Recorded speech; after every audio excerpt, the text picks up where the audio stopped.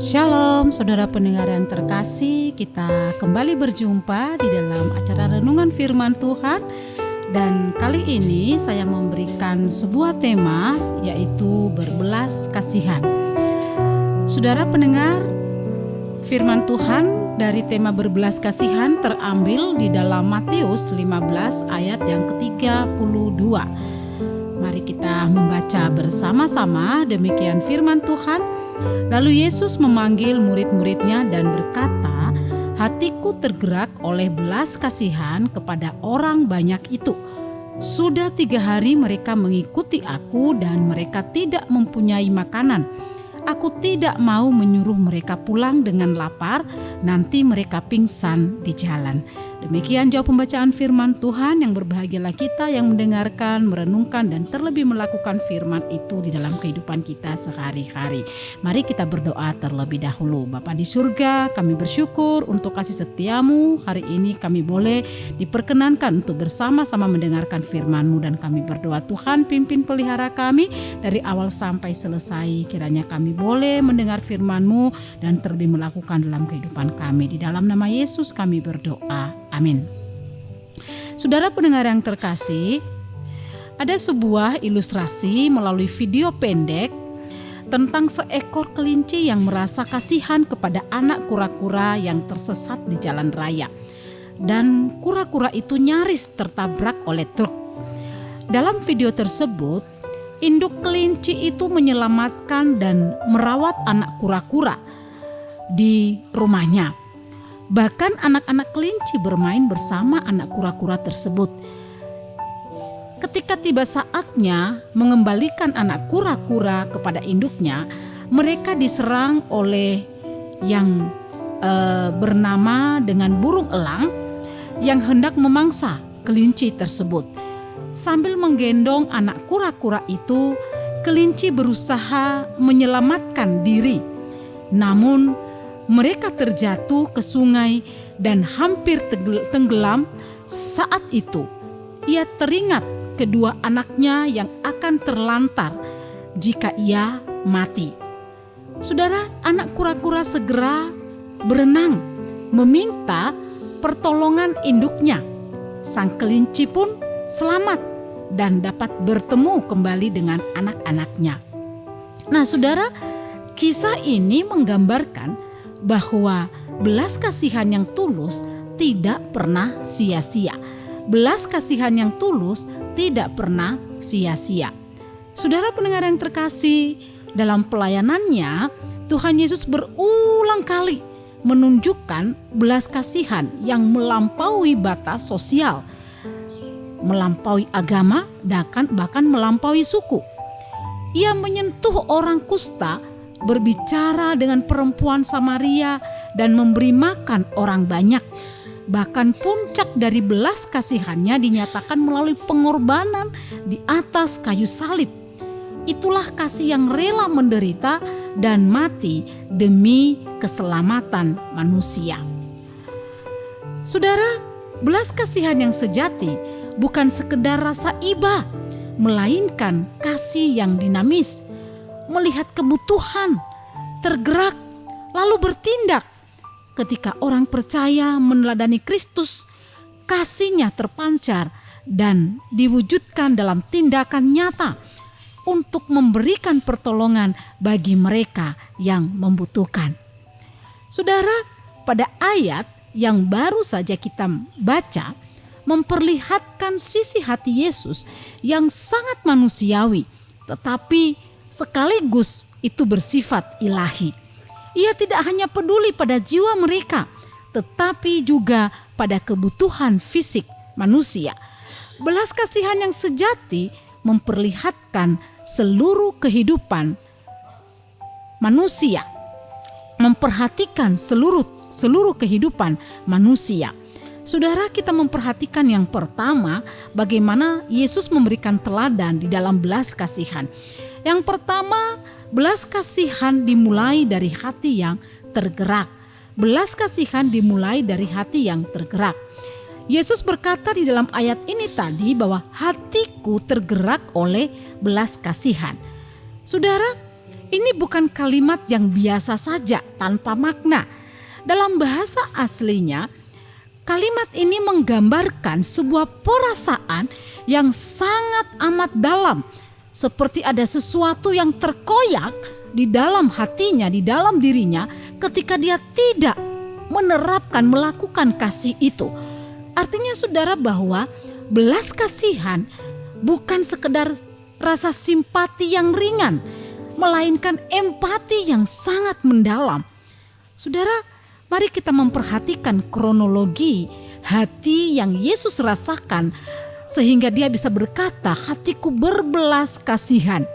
Ia melihat orang banyak, dimulai dari pernyataan atau keterangan bahwa ia melihat orang banyak, dan kemudian berlanjut ia menyadari bahwa mereka atau orang banyak itu lapar, dan kemudian ia mengerti mereka sudah 3 hari bersama-sama dengan Yesus dan mereka tidak makan.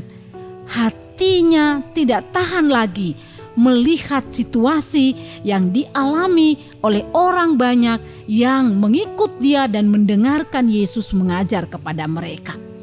Saudara pendengar yang terkasih, pertanyaannya bagi kita sebagai pendengar masa kini, apakah hati kita masih bisa tergerak, masih bisa melihat orang banyak, masih bisa menyadari bahwa mereka lapar, masih bisa mengerti bahwa mereka sudah berhari-hari sangat membutuhkan belas kasihan? Ataukah kita sudah terlalu sering melihat penderitaan sampai menjadi kebal? Hari ini Tuhan rindu memulihkan kepekaan kita, perasaan sensitif kita untuk melihat orang lain. Itu yang pertama yang ditunjukkan oleh Yesus. Yang kedua, belas kasihan melihat kebutuhan yang tidak terucap. Belas kasihan yang melihat kebutuhan yang tidak terucap.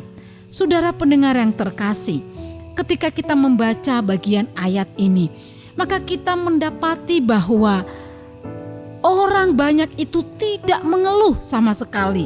Mereka tidak meminta makanan, tetapi Yesus tahu kondisi orang banyak tersebut. Maka di sini kita perhatikan saudara, ini sesuatu hal yang sangat luar biasa.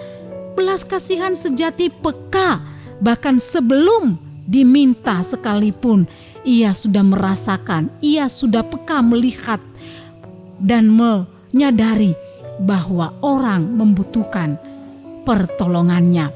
Yesus melihat bahwa mereka lelah. Yesus melihat bahwa mereka lapar. Yesus melihat bahwa mereka bisa pingsan di jalan jika mereka akan disuruh pulang. Saudara, seringkali kita hanya tergerak kalau diminta bantuan kita. Namun kepekaan sebelum diminta itu sangat-sangat sulit untuk muncul, untuk hadir, untuk terlihat di dalam kehidupan kita. Namun kasih Kristus mendorong kita saudara untuk peka terhadap yang diam, peka mengerti yang tersembunyi, menolong sebelum dimohon atau diminta pertolongan. Saudara, contoh yang nyata, ada orang yang tersenyum tapi sebenarnya di dalam hatinya penuh dengan luka. Ada yang terlihat kuat, tapi sebenarnya ia sedang hancur di dalam kehidupannya. Ada yang tidak berkata apa-apa, tapi ia sangat membutuhkan. Saudara, belas kasihan berkata, aku melihatmu, bahkan ketika orang lain tidak melihatmu, aku melihatmu. Aku memberi pertolongan kepadamu, meskipun engkau tidak memintanya. Tapi aku menyadari bahwa engkau membutuhkan pertolongan itu. Itulah yang disebut dengan belas kasihan. Melihat kebutuhan yang tidak terucap. Yang ketiga, saudara pendengar yang terkasih, belas kasihan menolak bersikap acuh. Belas kasihan menolak bersikap acuh. Saudara, Yesus berkata, aku tidak mau menyuruh mereka pulang dengan lapar.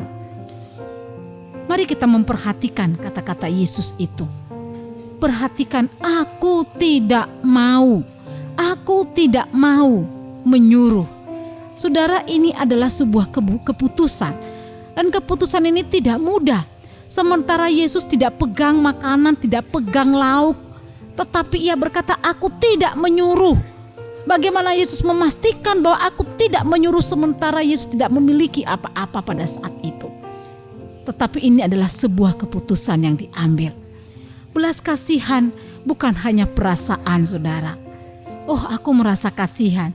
Oh, aku merasa sedih. Oh, aku merasa dan aku merasa. Saudara, belas kasihan bukan sekedar perasaan.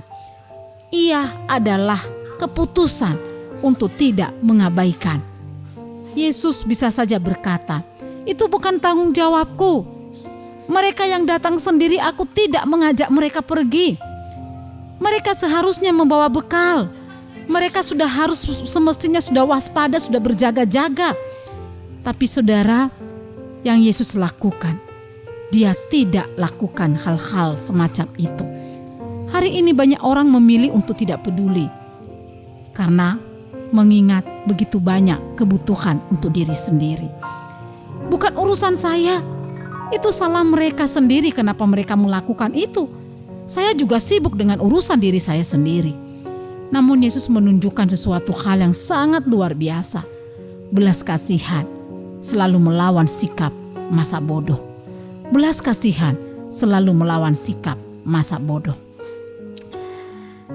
Saudara, yang keempat, belas kasihan bertindak dengan hikmat.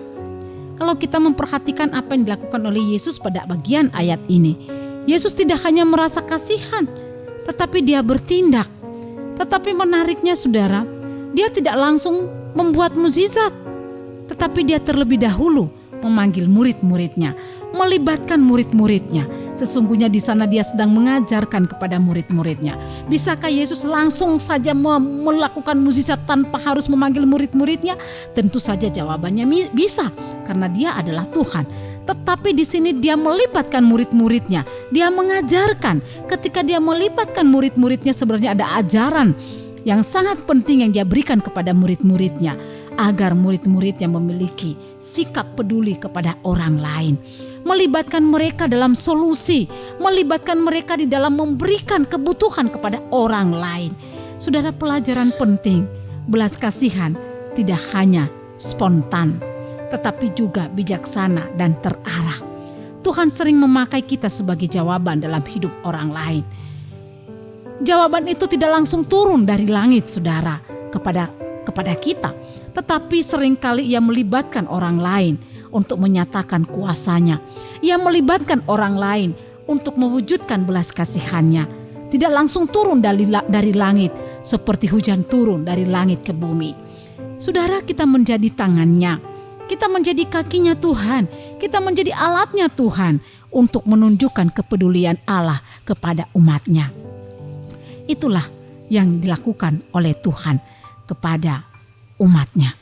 Belas kasihan mencegah kehancuran yang lebih besar. Itulah poin yang kelima. Belas kasihan mencegah kehancuran yang lebih besar. Yesus berkata, nanti mereka pingsan di jalan. Saudara, Yesus tahu apa yang akan terjadi jika mereka dipaksa untuk pulang.